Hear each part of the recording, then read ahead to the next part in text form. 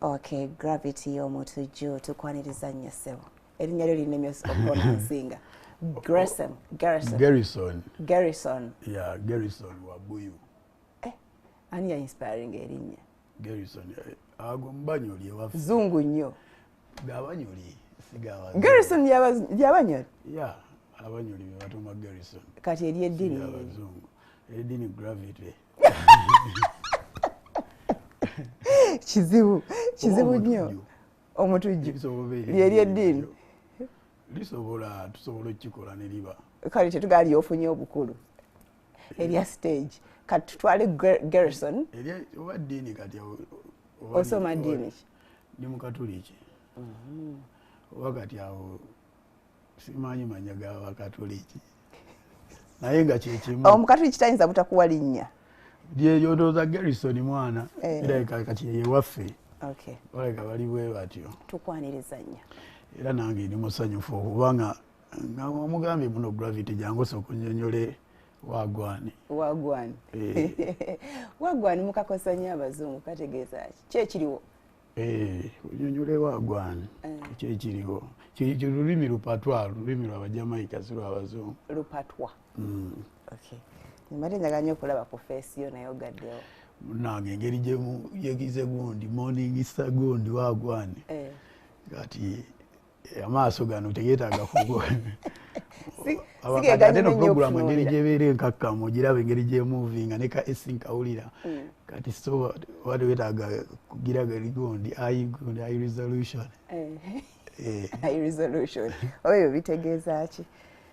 Usually ku normal date zuka saawa si obawe basi. Bannange saawa zino mba nakagwawo bali nasuze mu studio. Kanazzeeyo bukya mwana so. Tusonyiwe. Ensonga ki era nange nkeereyeemu akatinitini. Era abalabi batusonyiwe munnange ate ne kajjaamu. Twabasonyiye dda. Amiina. Tebalina buzibu abo batusonyiye dda. Okay, so ekolese balungi. Eka balungi munnange. Bakuzaala Bugweri. Banzaala Bunyole. Bunyole Butalejja. Kangalaba awo. Kangalaba. Bali mu omuceere.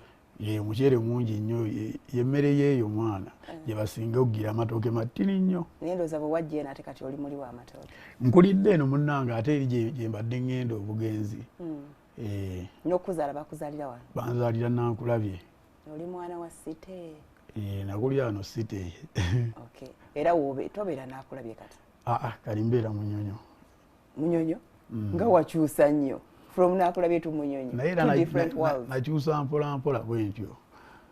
Ate ekyo nakyo kyebaliza Mukama mwana okubanga obulamu bukyuka ate n'osigala ng'okyavimba.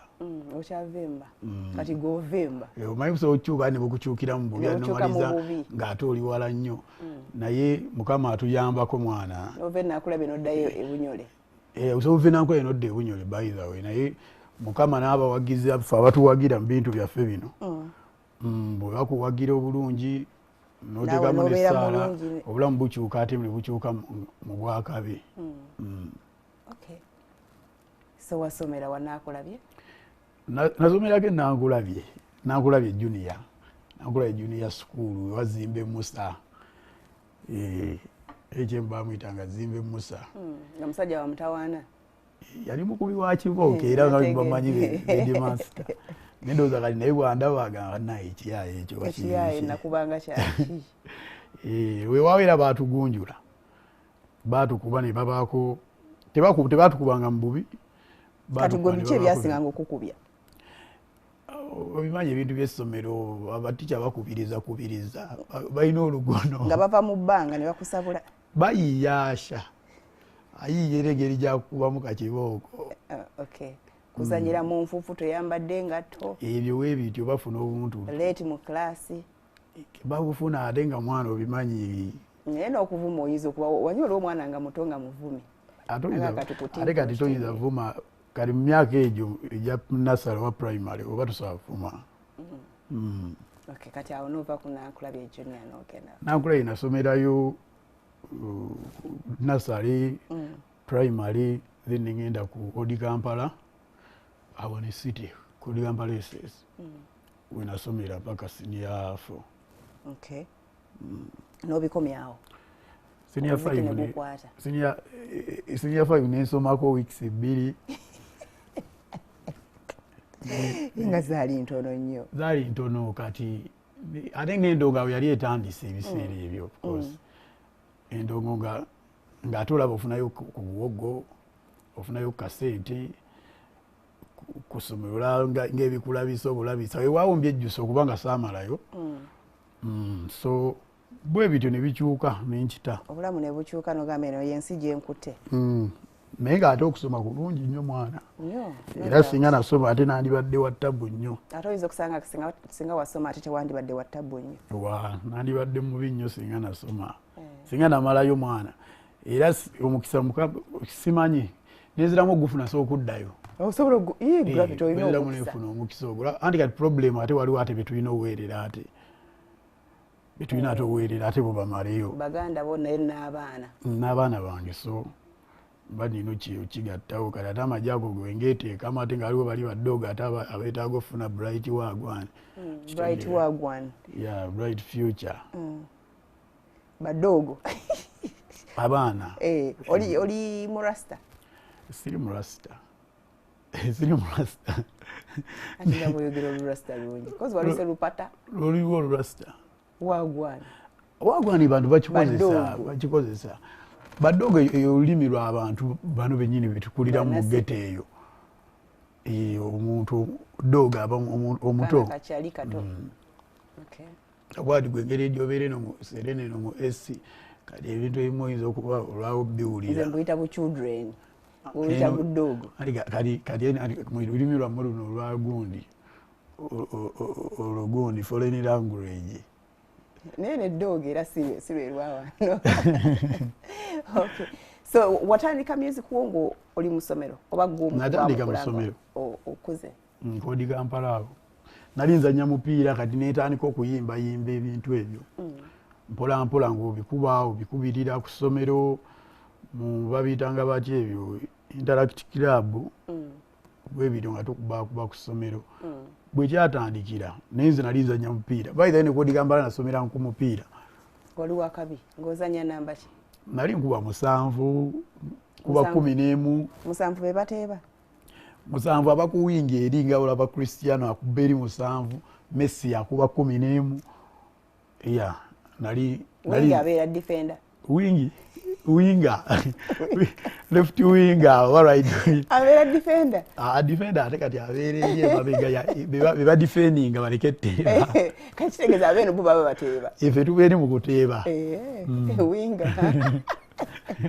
kati katukeze Manchester United ani azanya namba gye wazanya siwagira Manchester United sibimanyi tojiwa kale timu yo yeki Chelsea siwagira timu zeeyo mpagira za wano muya wano owagira ani kati nga olaba Lumala Wakiso Giants Wakiso njiwagira kati nga Bayubu gye bazanya abawakiso bakimanyi mu maaso awo ere mabbali booti wali muteebi nnyo ng'ozanyira timu ya nali musazi nnyo nali siteeba nnyo wali musazi nnyo tewagendako ku national team saagendako kuba kati endongo yannyinula nembivamu naye nga nazanyanga nabo bonna bawaiswa ba Lumala Sadamu Juma Guma kitegeeza aba Old Kampala be back sporting and bakutwala mu secondary oba wali oyingiddemu nagenda ku Old Kampala mu senior 1 then omanyi mugira ne mukubamu ne balaba talent by senior 2 ne batandika okuteeka ku sponsorship yaba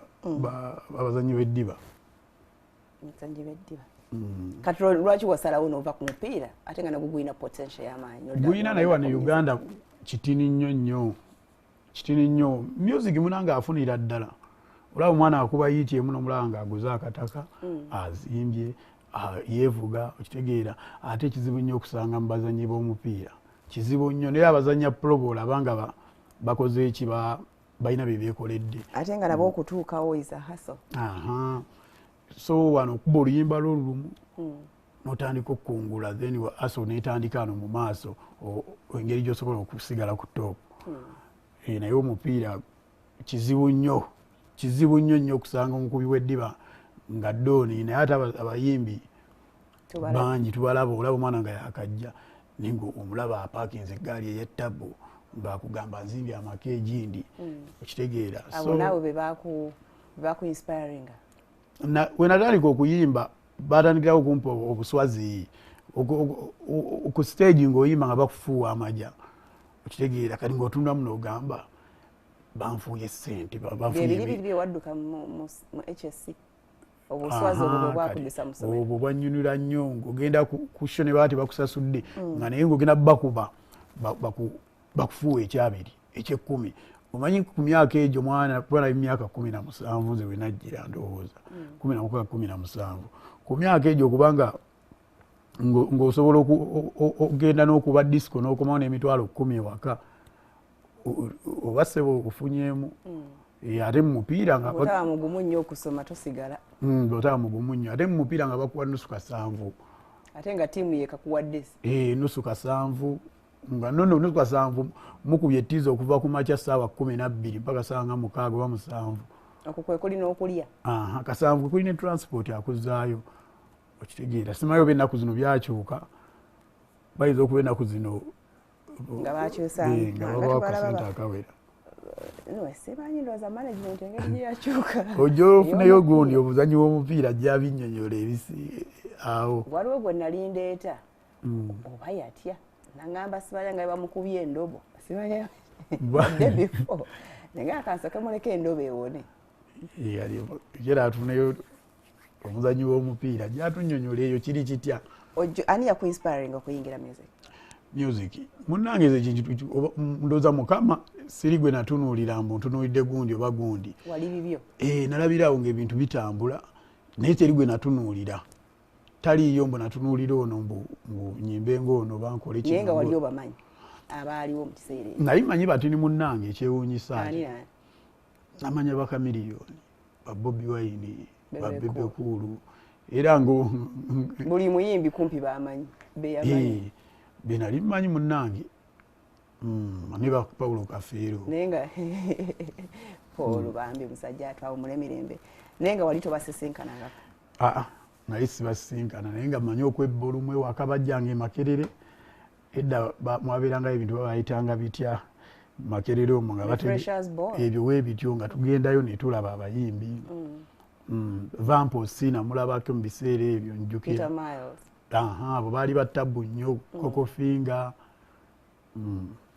Dax Cartel teyaliiwo ng'akankana ani akankana Dax Cartel omupya waliwo noono oyo Kokofinga alina energy omungi Kokofinga zigidi oyo kokagu kali abo benalabe bajjange Makerere awo ne batukuba disco kabako gwe ngamba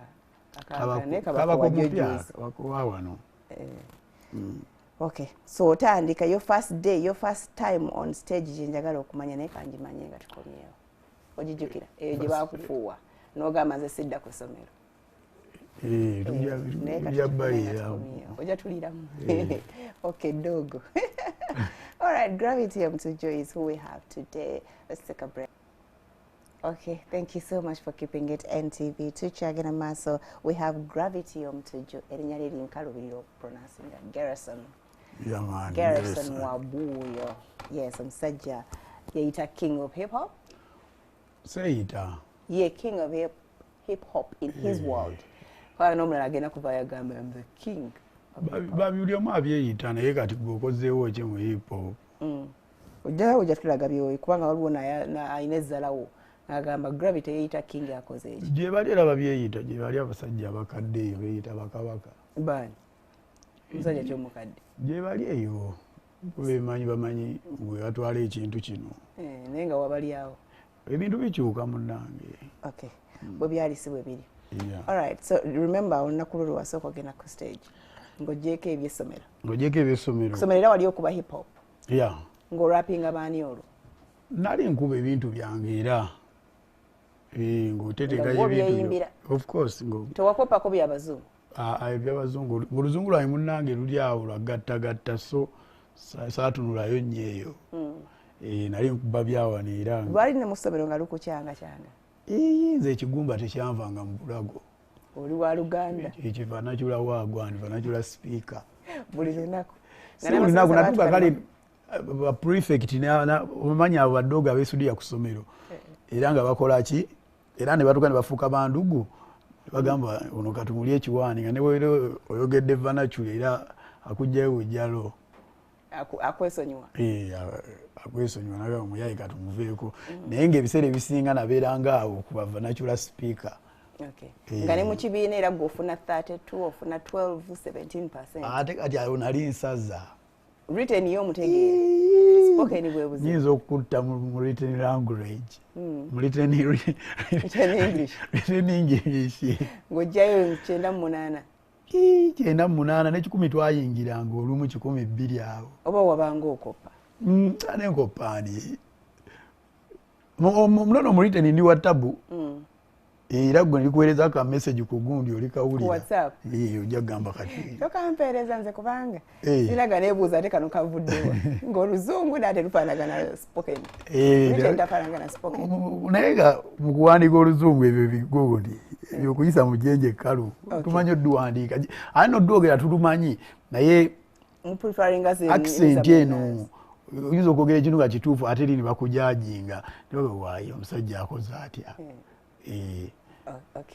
naye nga ati subject gye wali owulira ng'ogyewulirayo subject era literature kuba byonna bya luzungu ne English bino bisayansi simanya social studies geography social studies gundi byangu nabyo bye twabikolanga kogagwa okusoma waganira bwereere nensi nti byakukyala nze saasigalako mu kibiina okitegeera saasigala mu kibiina endongo eno yeyampugula naye ng'okusoma nali saali bubi nnyo okulogera yakwalizanga n'okutoloka mu senior okutoloka saatolokanga nnyo ku ssomero otolokangamu katonotono essomero nali nyumirwanga munnange omanyi obeera ku ssomero ddala kati abazanyi ng'oli muzanyi wa mupiira mwali baserebu oba serebu okitegeera oba wakabi ku ssomero kati liba linyuma essomero nga mulimu buno omanye waliwo enkwana eno ey'edda nga olina obwana bw'okwana ku ssomero awo naye mwabe omupiira temukwana ku ssomero bakwana bakwana nze nakwana tebankwana nabakwananga lwakuba baagananga lwaki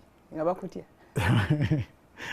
baŋŋaana balaba ojja n'ekigumba mu bulago nabo naawonera nnyo mu bintu by'omukwano ebintu by'omukwano ogw'oku ssomero era ndowooza kati maama w'abaana omwebaza omukyala wange ate kati lwakuba neera ayina omumanyambo tokyali oli kataala tukyali oli naye nga omukwano gwatubonyaabonya lwaki obwana bwali bukuzala simanyi obwana bwali eyo munakyeyune kanakyeyune katusumbuwanga ku ssomero kekali kamisi Kampala old Kampala kanakyeyune kaali katabu nnyo naye mwana headboy akepikira asambibwa omupiira bakepikira ne batica abamu baitha be batica abaliyo nga balaba muleke abaana mubalekera abaana mubalekera abaana mulimu abasomesa ngero naatwala akaana sayiziyo okitegeera ate kati gwe sayizi mu secondary tabeera mu secondary kati abeera mu primary ng'olina mulinda mwabeerangamu era ku ddoogo ng'okalaba nga katukudde naye gwe wavaayo tolina kkiriza saafuna sirina kye nafunayo oba wali musiiwuufu mwana kuba omuzanyi w'omupiira olaba omuzanyi w'omupiira ne wabeera ate ne wabeera mu secondary level wali musiiwuufu babeera bamwepikira era neera nali sinyirira ekyo sijja kigaana nali siri ku mutindo okitegeera kyovaawo bwakuula kati n'ofuuka sita obalumya era naye nasibagenda nnyo siri nnyo omuntu wabagundi wabamaama bamaama bajjako nnyo ddala bw'ozetolinga nnyo ku bintu by'abakazi omanyi ovaako omaliriza ebintu ebirooto bye tobituukiriza mu mbeera emu oba endala so ofuna mukyalawo kiba kirungi no era gwe ndowooza eyasooka first cat we yali wife olira mwana ono okay jjukira your first time on stage nali Kasubi eyo ku studio bagita Redemption by the way banyamba nnyo Peterson Kamanda nekyali bange bamita Rafex nga balina bu night bwe bategeka babuyitanga bu trans day nga waba student nalina akayimba bali bakayita Joanita ne ona akayimba akala twali tuyimba ku bantu kwekuuma butalwala sirimu Mukenenya so ndowooza linasooka oyimba naye era banfuwa sente banfuwa emitwalo nga 8 ndowooza bali banfuwa munnange nga akayimba mwe mwakeeyiza nali neeyiza ebintu byange. Okay. Nga kagenda kati okajjukira? Joan Baitha nakaddamu naye nakakola edda naye nkaddamu nga mulimu VJ Junior. Kali nali ngamba Joan njukira olunaku lwe nakukwana byali bwe bityo. Yali true story. Yali true story by the way. Era nali njogera ku muwala twasomanga naye nga bamuyita Ogera Joanita. Twasomanga naye ku Kampala nga byali bya ddala. Yali true story. Nga yakuluma nnyo n'omukubamu n'akayimba. Nakakubamu akayimba. Kati omuwala yamala n'akawulira wakamuweereza. Of course yakawulira kuba nakayimba biseera ebyo bya dda. Yakawulira naye kati simanyi gye yadda Ogera Joanita. Okay. Joanita tuyamba okubire ku Gravity. Tankubira. Wabivaako ebyo? Ebyo twabivaako. Okay. Ne Victor Kamenyo wasoma naye? Right? Victor Kamenyo yaliko ku Kampala. Mwaka gwe gumu. Time yemu. Time yemu. Nga naye azannya omupiira? Simanyi abo tebazannya kati asobola okuba eddiba. Sambulako mu byaitu bya mupiira by the Victor Kamenyo. Ye yali akola ki? Babeerangamu abali. Yali ayimba? Yali tayimba Victor Kamenyo. Naye nga twali naye ku Kampala. Kagagu bobo balaba Obbiibo. Bakosi bijjukira nnyo. Bobo balaba Obbiibo oyo mwali. Victor Kamenyo. Mu world yamwe ya Fefe Busi namulako ne wano wamukyazaako. Fefe nga akalinga ka baby. Oba emyaka gyegimu. Tekakula bukuzoba. Simolo lapa. Kali kanoonya omukyalo paka afuna kasebo. Kajja afuna katuba. Naye kayina kafunayo.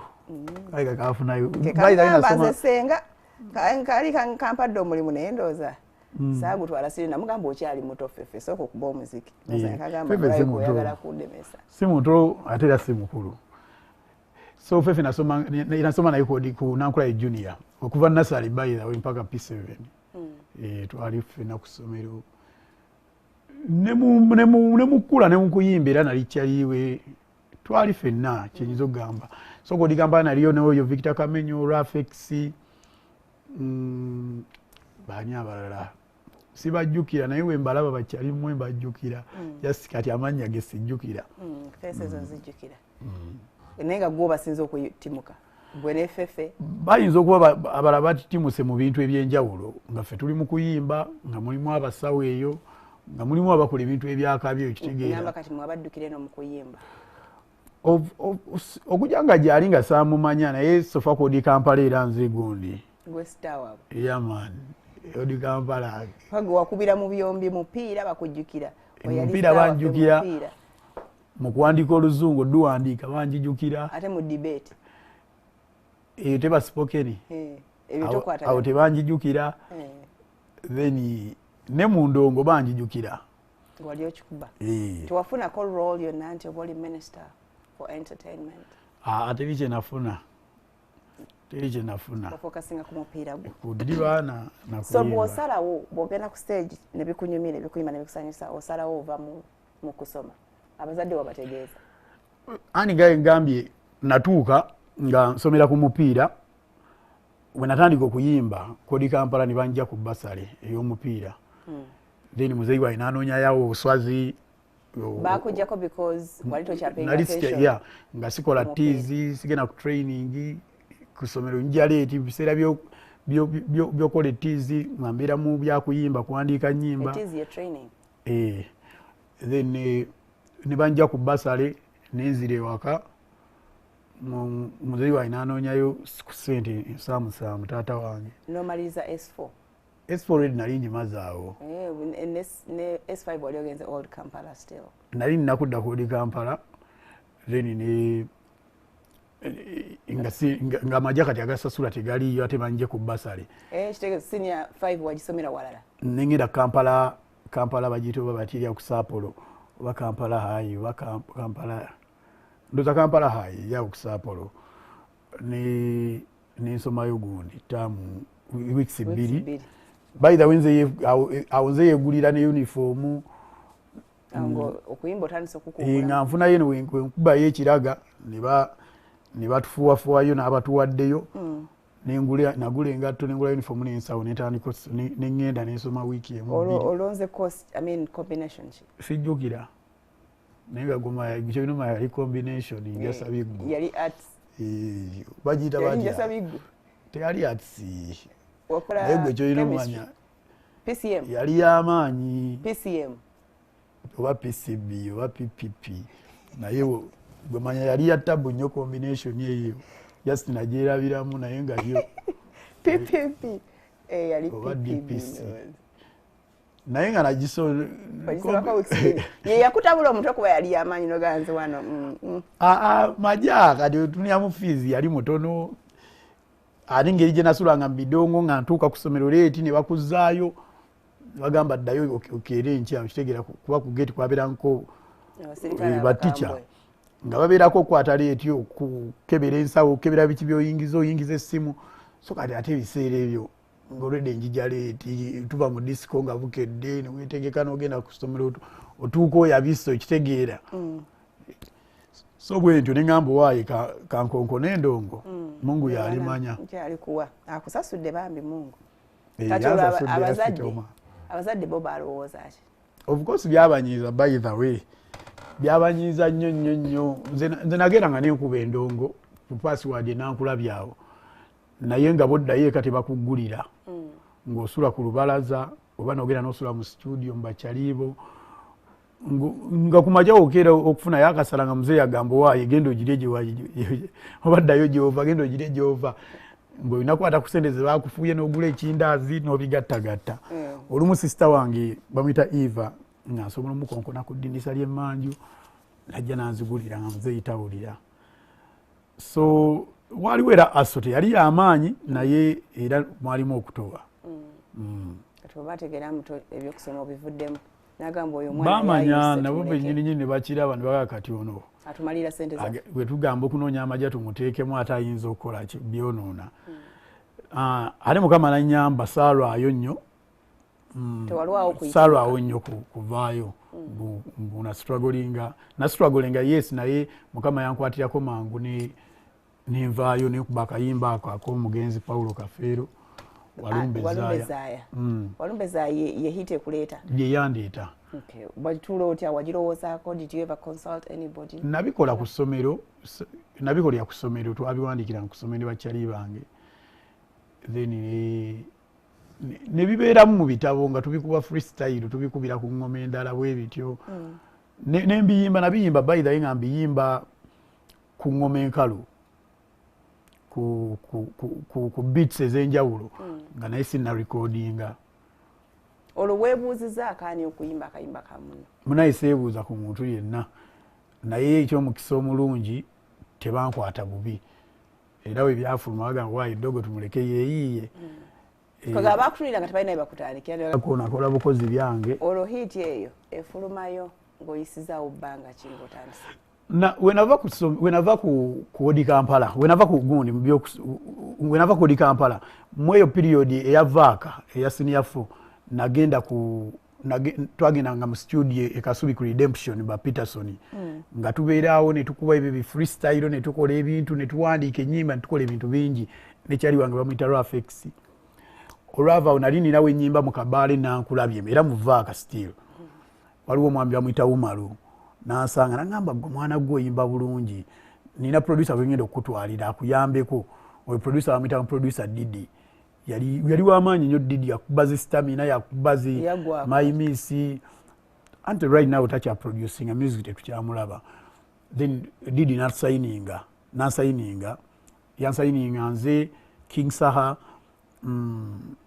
Fati M Magira Raga Pimpi nga tulina ekibiina bakira Bonfire kyabeeranga makindi awo ne Big Eye yali omu Big Eye yali mu Big Talent then nankolera music yankolera oluyimba lwa Nakyejwe naluyimba ne Wile Mukabya yayimba chorus Nakyejwe nankolera Swaga nina Swaga nankolera Billionaire ku ssente ze bambi ne video nga buli kimu kyali kyesaateekangamu wadde n'olwataano nga nze nkera kutambula kuva nankulabye nenjije wa Didi era yasooka n'okuntwala mu Siriki by the way producer Didi yatwala ne King Saha ne tuyimba mu Siriki olina kayimba kikoyimba nina swaga do you want a nice swaga zira nini kali kakabya abantu bakagala by the way kalina video then we twavaawo ndoza Didi yabeera disappointed mu mbeera emu oba endala lwaki tewakwatayo nga bwe yali alowooza no wabeerawo ebintu omuntu nagamba ebintu byabayimbi kansuka embyesonyiwe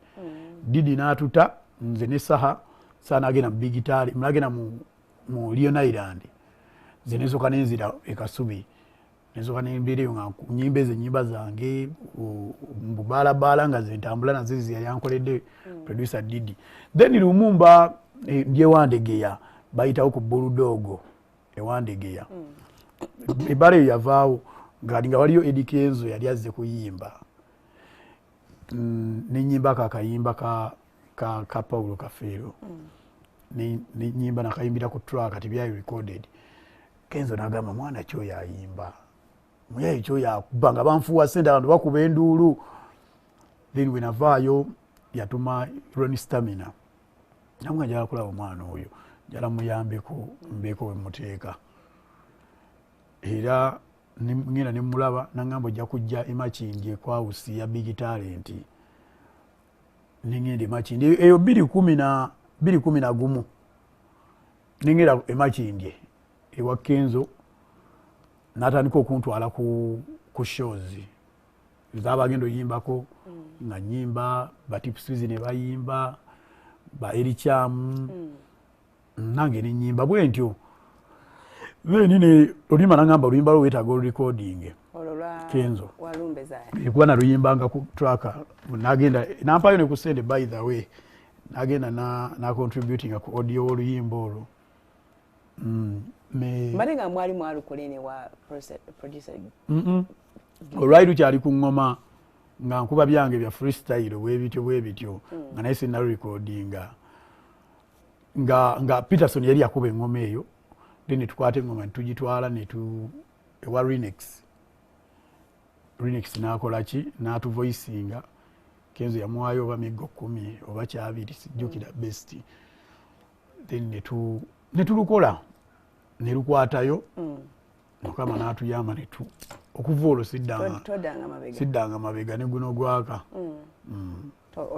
oganye okuzikiza ate sirizikiza boy kati wano nkulabye oyogera ku Mukaabya Kafeero olabikanga ali mu completely different world ne bana abantu tubamanyidde mu world ndala kadogo ka Mukaabya kind of music gobakola naye ye music w'abantu munnange ye music y'abana Uganda kale kyenyiza okugamba wamukosanga kakodio just namwongeramu nakwata hip hop on rap music ne muteeka mu beats eziri traditional eza kadongo kamu eza laga eza flow nokwata rap n'omugatta mu ngoma eziri danceable n'engoma ezinyuma owulira kwa buno obugoma bwa hip hop webuti bubbo w'abantu bubbo b'abana Uganda kyenyiza okugamba ezingo hakizibu nnyo osanga omuntu akuba style oyo hip hop oyo bwatyo nga wakabyavuddeyo nnyo kizibu nnyo weewaawo nga baba ne style baba n'ebigambo ebirungi ne style ennungi naye yabaflowinga best naye abantu beetaaga ozina beetaaga n'engoma eziwooma weewaawo kati dde mutuumulimu amiina olwo mutangana mutya ne Kenzo to come out about Gravity Mtujo in the house.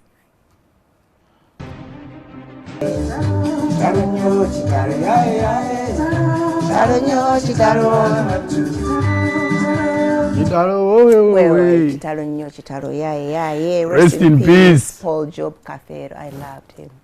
Kasajja kali kalina lyrics bayiza mpuliriza music oyo omusajja enyimba zesinga owuliriza era njatwala n'omukisa guno bannange okwebaza abantu abanyamba ku luyimba olwo omukulu Kim XP yampa video yabwerere n'atosasula wadde nga bakwagala nnyo nali wa tabu nnyo Kim XP Jordan Majestic kwa yaleeta deal eyo nanga wayi Kim akuyita oluyimba olwo alwagadde akuweka offer era nenebaza ne family y'omugezi Paul nti yakulemerako mutabani oyo Swazi bambi yakkiriza naga ono mwana katumuleka akole bakuyitako ko nagendako by the way n'enkoko enjeru eyo nga bajjukira omugenzi n'ennyimba yokko bampita so enkolagana eyo ennungi gye baateekawo wakati wange ne family y'omugenzi n'abanyambako bonna mbebaza Peterson yakuba engoma eyo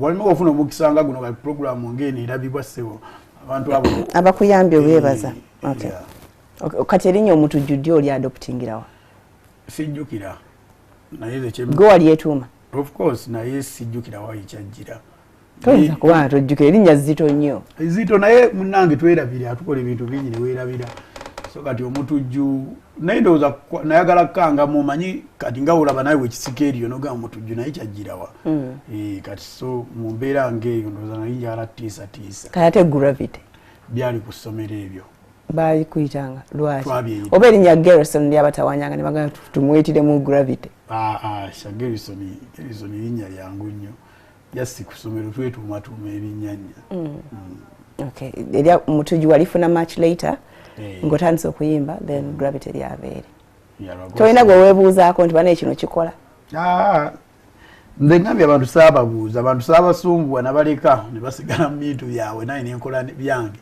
Allah nannyamba nempenetrating wali oyingirawo bwoti waliwo abaaliwo bakabaka baawo mu hip hop abantu nga GNL Zamba era ne mufuna empalana y'amaanyi yaliwo Rocky Giant yaliwo wajja n'olema okuwa abakulu ekitiibwa unene mubawo ekitiibwa omuntu omukulu omuwa ekitiibwa ali ku myaka 48 GNL gy'alina muwa ekitiibwa GNL kigogamba nze ngamba Zamba yoyo mwennyini Zamba omanyi bw'afaanana egyo emyaka gina egimwenkanira emyaka 48 omukyalo oyo muwa ekitiibwa kye ani omukyalo oyo muwa ekitiibwa munnange lwaki omuyita mukyala andi manya abasajja ffe abawasa naye omukazi kati bwakuwasa omukosa oba mukyala gwanega embuye yamuwasa olwokuba yawasa muzungu omwami wo bajje wammwe n'akyalo banaayanjula abeera wammwe asigalawo tavaawo oba akutwala waabwe antwala gye tuba tusiimye okubeera kati wokompeyalinga gye babeera Gravity ogenda ku apologizingira GNL omwita omukyala wano ya comparinga embeera mu mawanga gombi nga tagenda kujja mwana w'abandi side eri amuleete wano ate wano part of Africa Uganda tekimufuula mukyala omuntu atasobola kweyimirizawo aba mukyala kati empalana eviira ddala ku ki sina mpalana naye yalina empalana bambi musajja watu alina empalana nange yakutuukirako tebakkiriza kale enkyukakyuka bwe buzibu balina abakyala abo mbu tebakkiriza mu ebintu embeera ekyuka ebintu ebimu bikyuka ebintu bikyukira ddala by the way mbu music yali yeetaaga okubeera danceable somehow kati nga wulidde mu nkubidde mu ngoma eyo ng'ebintu ebyo byo byabaluma bulumi ate ngambe najja n'emyaka 17 kati by that time loza GNL yali myaka 38 kukwana kitegeera we najjira so byonna nebinga kati ono dogo gwe bali mukuliriza kuba bansudiya nnyo nga nkugambye munafuna videos ez'obwerere nga ngenda nenyimba ne banfuwa ssente enkuyanja abantu ne banyaniriza mu ssanyu eringi ndoza byakiruma ekikazi kati mwatukako ku level exchanging ebigambo simanyi kulwana naye nsobola okwogera n'egamba kiriwo ekiniwo ekiti oyo omwami yampitako enkima we nali njije nagala kana akakima ebyo byakunyiiza sikunyiiza simunenya buli muntu alina entegeera ye nagambye nenkima yabyogera ku media waliwo programu emu gye yaliko ne bamubuuza Gravity omumanyi simumanyi Gravity ne bamubulira ennyimba oyo mumanyi alina oluyimba lumu ne by that time nalina ennyimba nga 7 ng'azalawazalawa takkiriza nkyukakyuka mbu ebintu bikyukamukko okitegeera teyali mubi era yayimba ekintu ekyo ekya hip hop mu style ye mu ngoma zeezo nange nejja nembaako kyenkyongeramu era ne bakyaniriza so ne mabegano yagamba ndi emputetini naye emputetini osobola obeerawo emyaka 10 ddala mazima ng'ekintu kikalu emabega recently yakuyita wiki emu ku weeks 2 n'agenda n'abaako n'ebintu byateeka ku peegi ye era nga byesittaza bimusinza byogera kugwe of course kunze alina noono omukyotalo omulala kyaliwe bamuyita ani naye mukyala bayizawe naye bamuwasa buwasa bamuyita Navio Navio totawaana gwe okuleeta Navio waffe Sserulungi waffe agenda amodolinga ebyo ba bino byaba Sserulungi okitegeera ate bayizawe kisobola onyuma the views expressed on this show are for Gravity Omutujju not ours era bino byange si byammwe si bya TV byange n'abawagizi bange baserulungi bamodolinge agenda akola emodo. By the way, omukyalo oyo Navio yeetaaga omanyi mulungi gyo mu luzungu. So kati omwami oyo bw'akola by the way ate n'ekirala ekirungi era ekyo kyakabinyo yakulira mu famire erimu ku ssente. Asobola okukola essomero. Nze ge magezi genyinza essomero n'asomesa oluzungu kuba mulungi gyo mu luzungu. Kyogamba mu music. Uyo Serungi wa mutadde ku gold. Mu music yakuba bali. Struggling artist emyaka gyonna. Yali akubyeko ku hiti. Takuba nko ku. Aina hiti ate ayina abantu tegeera kati naawe oyina abantu. Takuba nko ku hiti. Naawe oyina abantu nga bw'oyimba bajjako radio. Oliye takuba nko ku hiti. Gwe manyi nyibaza navyo mmeka. Nzimanyi lwakuba nzijjukira. Olaba tobijjukira na. Nzimanyi nga naziwulidde nziwulira. Waliwo luno olupya. Oluliwa ndagamba. Werabidde ne balina kayimba ke bayimba ne Juliana edda nga bakajja. Bacha sikajjukira mannya kubanga ennyimba mpitirivu. So kati tuddayo ku mulamwa gwange omwami yakola essomero asomesa oluzungu mulungi nnyo mu luzungu alekerawo no okujaajamya ssente za family ng'agula collabos n'ebintu ebirala. Okujajamya mu lulimi kuba oyinza obutakitegeera. Sigenda kukkiriza kuzala wazala w'abantu balala batali ku show. Saawa eno kati tugende ku bibyo. Okujajamya mu luzungu ayinza okuba takitegedde kye bayita cyberbullying. Lekerawo okujajamya. Gravity. Okujajamya kiringa nga wasting. Cyberbullying. Olianjajamiza nnyo. She has cyberbullied me. Cyberbullying me. Cyberbullied me. Mr. Navio, stop cyberbullying your family's money. Omanyi Oluganda lumusumbuwa kati so wodda mu luzungu ayinza cyberbullying your family's money. Yaneka kati abaami tubeesonyiwe. Ate yakati communicate nze kwata kutegedde kise katamanyi nnyo olulimi lw'okozesa. Ate bw'ogezere mu Lungereza lwategeera n'olukyamya. Sina kyenkyamiza. Cyberbullying your family's money. Madam Navio, for the case of interacting with family money, you should stop cyberbullying family money. You can invest the money. Abazungu bajja kusibira bwere. You can invest the money in constructing a school so that you can put a tafari on Uganda. No, tell us what you want. Okay. So, bomala okuba Walumbezaya ozaako ki?